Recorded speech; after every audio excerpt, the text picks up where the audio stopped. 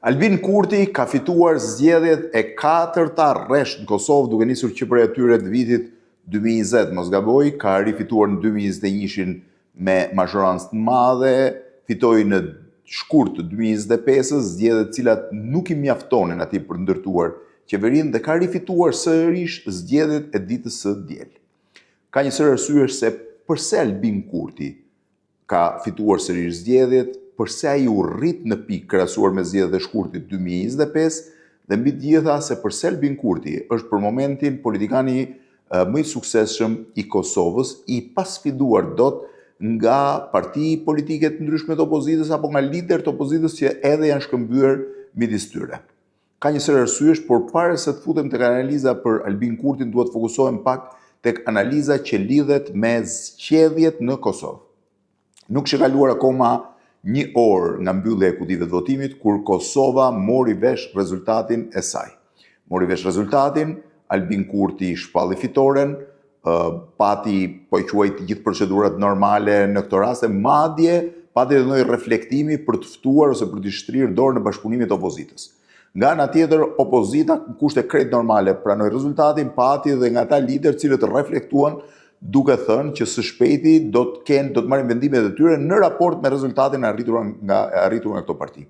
E para, ende nuk kemi mbyllur deri në fund numërimin e votave që vijnë nga diaspora dhe nuk është rezultati final, sepse përqindjet e partive që nuk kanë kaluar dot paragun prej 5% do t'i mbivendosen partive tjera, ku padyshim vetvendosja duke qenë partia e parë merr më shumë, por një gjë është për t'u theksuar. Vetvendosja ka marrë më shumë përqindje se sa partia e dytë PDK-ja, se sa LDK-ja partia e tretë dhe Aleanca për Ardhmërinë e Kosovës partia e katërt. Pra, tre partit e tjera që vijnë pas saj, të gjitha bashkë nuk kanë marrë sa ka marrë vetvendosja. Dhe ky nuk është një rezultat i zakonshëm, është i jashtëzakonshëm, sepse që prej vitit 2000 kur në Kosovë zhvillohen zgjedhje, vetëm në vitin 2021 Albin Kurti, pra vetvendosja arriti të merrte mbi 5% votave, por në atë kohë ishte së bashku me Vjosa Osmanin me listën e saj. Dhe njëkohësisht këtë vit besoi që do të kaloj 50%, duke bërë e dyta herë në historinë e Kosovës si shtet, po them i pavarur, pra post luftës Kosovës, që një forcë politike kalon 50%. E para, dua të përgëzoj Albin Kurtin për fitoren, sepse fituesi nuk gjykohet më, fituesi ka meritën e tij. E dyta, dua të përgëzoj të gjithë shqiptarët e Kosovës për votimin dhe për kulturën e jashtëzakonshme demokratike që treguan. Nuk ishte vetëm kultura e jashtëzakonshme demokratike, po ishte një pjekuri, një reflektim i një shoqërie e cila mund krahasohet me shoqëritë e vendeve më të zhvilluara, më demokratike dhe me histori më të gjatë të zgjedhjeve të lira në Bashkimin Evropian.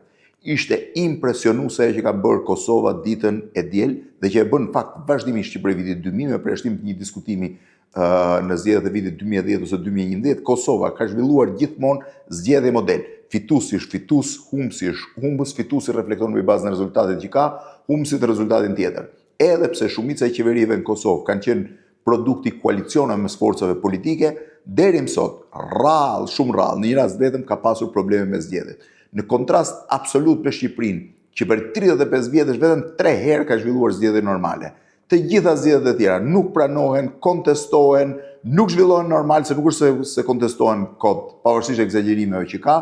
Pra, nga kjo anë, Shqipëria është zero në kulturën demokratike të zhvillimit të zgjedhjeve, në raport me Kosovën që në mënyrë absolute merr notën 10, nëse do ta gjykoni me 10 maksimale, mënyrën e zhvillimit të zgjedhjeve dhe kulturën demokratike që reflekton në këto zgjedhje. Kështu që një urim të madh për të gjithë shqiptarët e Kosovës, për pjekurinë politike dhe për standardin e lartë demokratik të zgjedhjeve. Në mënyrë absolute, shqiptarët e Shqipërisë duhet marrin shembull nga shqiptarët e Kosovës, edhe pse druaj se nuk i arrin dot kurrë në standardin demokratik që ata kanë përdorur. Rikthehem tek Albin Kurti. Albin Kurti nuk është një politikan i ri. Albin Kurti është ndoshta në angazhimin e tij politik edhe më i hershëm se sa Shim Thaçi, që sot ndodhet në Hag dhe nuk është dot në politikën aktive. Ai ka dalë si lider i studentëve në protestave studentëve rreth viteve 96-97 në një kohë të turbull kur pati lëvizje dhe brenda LDK-s, më pas ka qenë së bashku me Adem Demaçin në zhvillimet e po e quaj kohëve të para Rambujes edhe të ditëve të Rambujes. Më pas ka qenë i burgosur politik, është kthyer në Kosovë, ngriti një forcë politike nga zero, nuk u angazhuar në asnjë nga forcat e tjera politike që ishin aktive në Kosovë dhe ja arriti ta shndrojë këtë forcë politike pak nga pak në harkun e ndoshta 15 viteve në forcën kryesore politike të Kosovës, madje me rezultat që nuk kanë pasur as lider tjerë përpara tij. Si shpjegohet suksesi i Albin Kurtit? E para, Albin Kurti ka hapur një periudhë politike të tillë që në Kosovë kanë pasur edhe 2 lider tjerë përpara. Periudha e parë politike e lidhur me një lider dhe jo me një forcë politike ka qenë ajo i Ibrahim Rrugovës, që prej vitit 1989 me krijimin e LDK-s deri në vitin 2006 që ai ndroi jetë, Ibrahim Rrugova ishte politikani më i rëndësishëm i Kosovës. Pavarësisht qëndrimeve të tij problematike në vitin 99, pavarësisht faktit që ai shkoi për të takuar Miloševićin apo bëri një deklaratë kundër bombardimeve, Ibrahim Rrugova u votua si një lider i shqiptarëve të Kosovës në mënyrë unanime, edhe me një numër të jashtëzakonshëm votave në vitin 2000. Derisa ndroi jetë në vitin 2006, ai ngjeti njeriu më influent, duke pasur një periudhë politike kohore që konsiderohet periudha e Ibrahim Rrugovës. I dyti ishte Hashim Thaçi, një politikan mjaft i rëndësishëm, i cili ka arritur ndoshta majat në zhvillimet e Kosovës, firmtar i Rambujes, lexues i deklaratës së pavarësisë, pra ka arritur kulmet që një politikan mund të ketë në historinë e një vendi. Nga ana tjetër, Hashim Thaçi ishte aktiv që prej vitit 99 deri vitin 2006, por ylli politik i Hashim Thaçit fillon me largimin nga skena fizike dhe politike të Ibrahim Rrugovës. Ai u zgjodh kryeminist në 2007 dhe deri në vitin 2020 kur u larguai, vijoi të ishte një nga njerëzit më të rëndësishëm. 7 vjet kryeminist, zëvendës kryeminist dhe president i Republikës së Kosovës. Kështu që nga kjo anë, mbas periudhës së Ibrahim Rrugovës ishte periudha e Hashim Thaçit. Albin Kurti ka hapur periudhën e tretë politike në Kosovë. Ai ka ardhur në nivelet të tilla, siç është sot rreth vitit 2019-2020 dhe sot në vitin 2025, ndej prej 6 vitesh ai dominon skenën politike të Kosovës, duke fituar zgjedhjet e para të vitit 2020, zgjedhjet e 2021-shit, zgjedhjet e vitit 2025 në shkurt, natyrisht edhe pse me një rezultat më të ulët që se lejonin të krijonte qeveri, po merr distancë me partitë e tjera dhe është rikonfirmuar fitues në zgjedhjet e ditës së diel. Pra në një farë mënyrë Albin Kurti ka hapur epokën e tij politike brenda Kosovës që do të shkojë ndoshta edhe më shumë se sa një 10 vjeçar.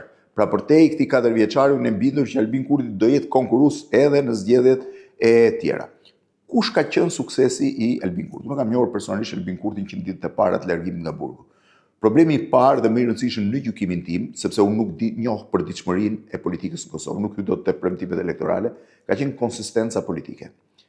Albin Kurti ka qenë konsistent në qëndrimet e tij, nuk ka pasur ndryshime drastike, nuk ka krijuar aleanca të përkohshme me njerëz që ka pasur probleme të mëdha ose përplasje mes tyre. Albin Kurti e ka zbuluar konsistencën ose ka përdorur konsistencën si armën e tij të parë dhe më të rëndësishme politike. Dhe kjo është pa diskutim një nga avantazhet e tij. E dyta është që kjo konsistencë ka ndihmuar Albin Kurtin dhe përballjen me ndërkombëtarët. Albin Kurti është i vetmi politikan në Kosovë që ka fituar duke pasur një marrëdhënie të nderë dhe disi problematike me Shtetet Bashkuara të Amerikës dhe me faktorin ndërkombëtar. Dhe duke keni parasysh që Shtetet Bashkuara të Amerikës konsiderohen kumbari që ka krijuar shtetin e Kosovës. Kështu që në këtë aspekt fitoria e tij, duke pasur edhe një moment të tensionuar me Shtetet Bashkuara të Amerikës, tregon që konsistenca ka dominuar mbi po juaj emocionet e tjera politike të shqiptarët e Kosovës.